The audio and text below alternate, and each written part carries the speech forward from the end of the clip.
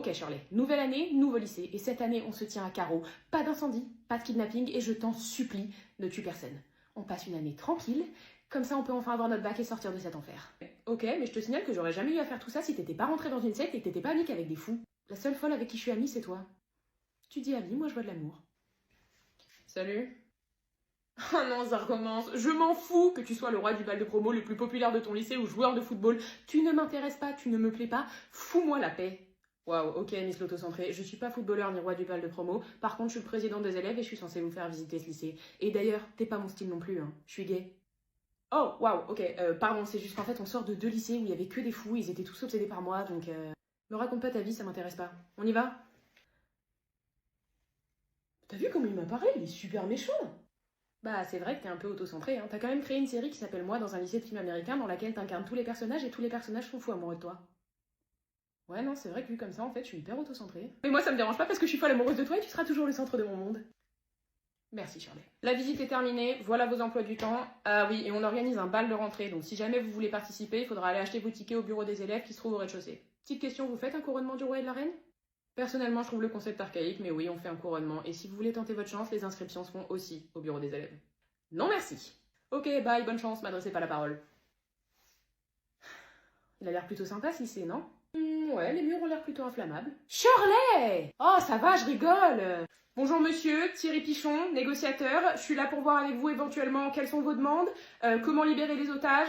Est-ce que vous êtes prêt à ouvrir le dialogue? Je veux un hélicoptère! Sinon je bute tout le monde! Ok, d'accord. Alors, l'hélicoptère, ça va être non, parce que là, au niveau du budget, on est complètement à sec. Donc, malheureusement, non. Désolé, ça va pas être possible. Ok, et ben alors je veux 1 million d'euros en petite coupure. Sinon, je bute tout le monde! Ok, d'accord. Donc, vous n'avez rien écouté de ce que je viens de dire, en fait. On n'a pas le budget pour un hélicoptère, donc vous vous doutez bien qu'on n'a pas 1 million d'euros non plus. Et puis, si là, demain, je vous donne 1 million d'euros, ça va se répercuter sur qui? Ça va se répercuter sur les impôts du contribuable. Et puis, si vous, demain, sur votre déclaration, vous notez que vous avez eu 1 million d'euros qui sont tombés du ciel alors que vous êtes... Faites quoi dans la vie d'ailleurs, monsieur? Chômage. Ah bah là, les impôts, ils vont tilter direct, hein. Ça va être alerte rouge et puis ils vont venir vous chercher, ils vont pas vous louper. Donc là, monsieur, je pense qu'il va vraiment être temps de faire des demandes un peu plus raisonnables. Bah ok, d'accord, mais enfin, je peux demander quoi en fait? Ah bah là, vous me posez une colle. Très bonne question, cela dit. Je vais aller voir avec mes équipes et je reviens vers vous. Ok, d'accord. Ben, moi, je reste là. Hop là, je suis de retour. Alors, j'ai vu avec mes équipes et ce que je peux vous proposer là tout de suite, ce serait une canette de coca, tiède, parce que le frigo a lâché, une carte de fidélité dans une station-service, 10 plats achetés, un plat offert, ça peut éventuellement être sympa, et des places de concert. Pour le concert de qui, les places? Kinvey. Ouais, je sais, bah, pas ouf, mais encore une fois, c'est une question de budget, voilà. Donc on fait quoi, monsieur? Vous prenez quoi? Je veux bien la canette. Ok, super, et bah alors écoutez, on fait comme ça, vous me libérez les otages, et moi je vous ramène votre canette tiède. Ok. Encore une affaire rondement menée, Thierry. Félicitations. Il serait grand temps de faire quelque chose pour le budget, hein, parce que là, on est... Là, franchement, on est vraiment ridicule. Bonjour, bienvenue au paradis. Votre dossier, s'il vous plaît? Je suis super contente d'être là. Bah moi aussi, parce qu'en fait, il y a tellement peu de gens qui viennent ici, qu'à chaque arrivée, moi, je suis toujours surexcitée, quoi. Alors, voyons, c'est à... Oh non! Vous êtes une mauvaise personne. Ah bon? Bah oui, je sais lire. Bah il y a peut-être une erreur de dossier, c'est peut-être pas mon dossier en fait. Non, moi on me le fait pas le coup du mauvais dossier, il y a votre photo dessus. Puis vous en plus vous êtes vraiment une sacrée mauvaise personne, hein. Fraude fiscale, détournement de fonds, vous avez jamais payé un seul PV, ça c'est pas sympa.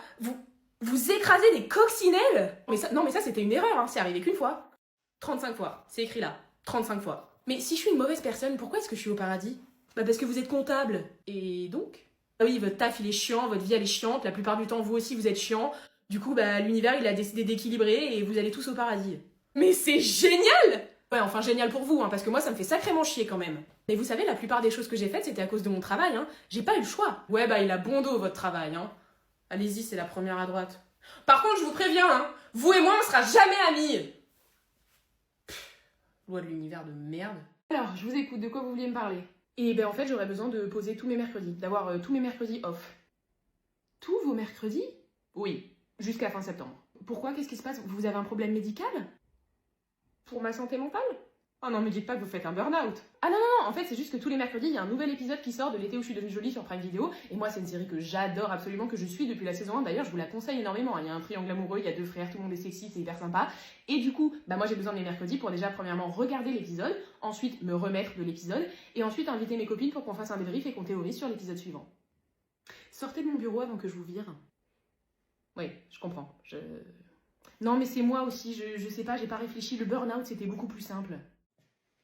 Salut l'esclave! Je suis de retour. Je t'ai manqué? Ouais, énormément. C'est pas réciproque. Qu'est-ce que j'ai fait moi pendant tout ce temps? J'ai vécu une vie mais royale. Ah, je me suis régalée sans toi, c'était incroyable. J'ai baisé toutes les pétasses du quartier. J'ai repeuplé la France. Ah, je te le dis, d'ici 6 mois, ça va toquer à la porte. Hein. Ah, va y avoir du monde sur le palier. Est-ce que je suis allée, moi chez la voisine. Oh là là, qu'est-ce qu'elle est incroyable, la voisine. Je l'adore. Elle m'a donné des kilos de pâté. Oh, elle donne. Ah oui, elle donne. Pas comme toi, grosse pince. Après, je suis allée au bord de la route et je me suis battue. Ah, d'ailleurs, c'est pour ça que je suis revenue, en fait. Je me suis pété la patte. Et ça, c'est toi qui dois réparer. Y a rien qu'à changer dans cette baraque. Hein. D'ailleurs, toi non plus, t'as pas changé. Toujours aussi moche. C'est qui, lui? Ton mec. Toi, t'as un mec. Je vais lui pisser dessus dans son sommeil. Je vais tout faire pour le faire fuir. Je ne veux pas que tu sois heureuse. N'oublie jamais que tu es ma pute. Sinon, il y a quoi à bouffer par ici? Les croquettes spéciales du veto? D'accord, ok. Non, je me recasse, Nathalie. Tu ne mérites pas ma présence. Tu es une merde. Alors, mon poussin, ton week-end chez ton père, c'était comment? Tu t'es fait chier, t'as détesté, c'était horrible? C'était génial!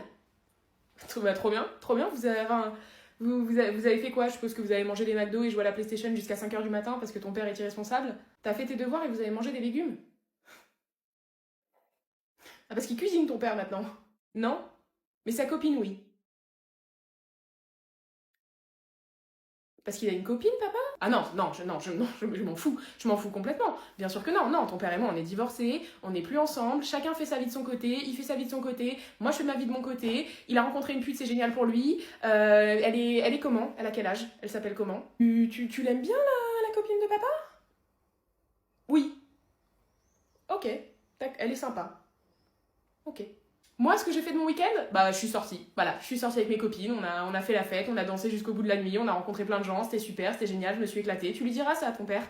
Non, si, dis-lui quand même, parce que je pense que c'est qu'il devrait savoir que je m'éclate sans lui, ce gros clochard. Mercredi, la nouvelle copine de papa, elle t'invite à faire du karting? Oh la pute. Non, ben non, tu peux pas, parce que mercredi, on va faire du parapente. Voilà, j'ai prévu ça depuis des mois. Surprise, mercredi, je t'emmène faire du parapente. Je sais, t'en as toujours rêvé, ce sera génial, tu vas passer un beau moment. Donc tu lui dis à la pute, à la copine de ton père, tu lui dis non, parce que c'est moi ta mère et c'est moi qui décide. Aujourd'hui, mon mari m'a demandé de lui faire une recette italienne, sinon il me quittera, pour notre voisine qui cuisine bien mieux que moi. Pour combler mon tendre époux, j'ai donc décidé de lui faire une pinza maison aux notes italiennes. Cela lui rappellera sûrement son enfance avec sa nonna chérie. Pour cette recette, je me suis levée aux aurores et j'ai préparé une pâte maison et naturelle avec des ingrédients de mon jardin. Je suis tellement soucieuse de satisfaire mon tendre époux que je lui ai préparé ses ingrédients préférés maison. Du pesto maison avec le basilic de mon jardin, de la mortadelle maison venant directement des vaches de mon jardin, de la roquette fraîche cueillie dans mon jardin et une burrata di bufala faite maison dans ma cuisine ce matin avec le lait des vaches de mon jardin. Après 5 minutes de cuisson, il est temps de passer à l'assemblage. Je commence par la sauce, j'alterne entre roquette de mon jardin et mortadelle, puis je termine par la burrata faite maison.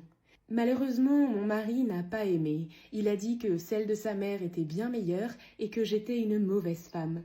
Merci à vous d'avoir regardé cette vidéo, car grâce à vous, je vais peut-être pouvoir me payer un avocat afin de divorcer de mon mari ingrat que je hais profondément.